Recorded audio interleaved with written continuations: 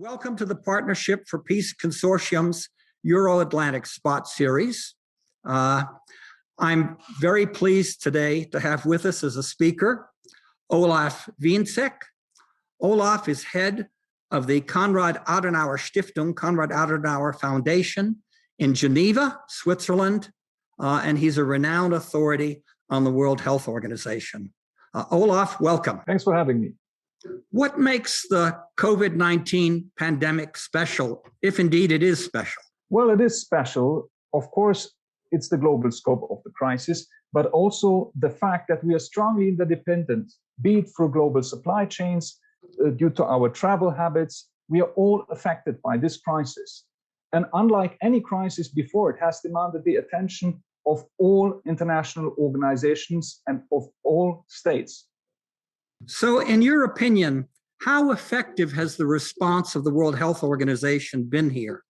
And do we perhaps have unreasonable expectations here of the organization? Expectations should always match the resources an organization has, of course. There have been positive and negative aspects. First, the positive ones. If we look at the roles of the WHO, it has delivered particularly well as a coordinator. It has demonstrated its importance as a global organization that, in the middle of geopolitical rivalries, coordinates worldwide efforts and reminds states of the necessity of global cooperation.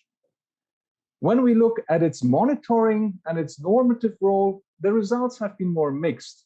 But to be fair, overall, the WHO has not done a bad job. But one should, of course, not exaggerate expectations, as the crisis has also demonstrated its weaknesses and its limitations. The WHO has sometimes taken too long to adapt its recommendations to new developments, for example. Also, it has been too soft on non-compliant member states, particularly, but not only, towards China. Also, its recommendations, and these are based on the international health regulations, were often ignored by member states. Not all, but many of these weaknesses are due to its limited mandate and its shaky financial base.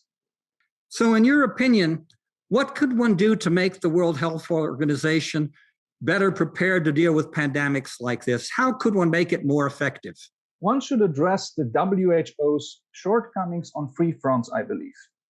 Strengthening its financial base, increasing its independence, and introducing stronger review mechanisms. Strengthening its financial base would be very important. That means increasing its overall budget, but more importantly, also the share of assessed contributions by the member states. The currently strong reliance on voluntary contributions is very damaging, particularly to the WHO's emergency preparedness program.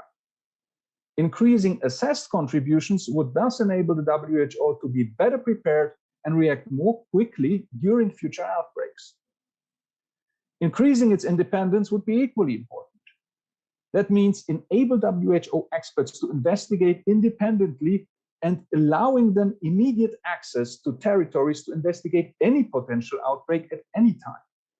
This will be tough to be implemented, of course, as in reality, hardly any state is really keen to allow access to external observers in such situation, even less so authoritarian states.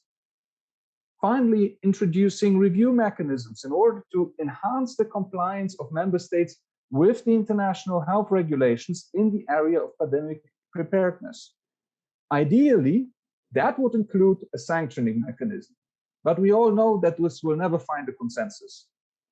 But at least a kind of peer review among member states might already be helpful. And maybe as a last remark, a pandemic treaty could really be an important possibility to strengthen the WHO's capacity to act, but also to actually increase the political commitment from member states to better prevent and respond to disease outbreaks in the future. Olaf, thank you very much for being with us here today. Very gladly.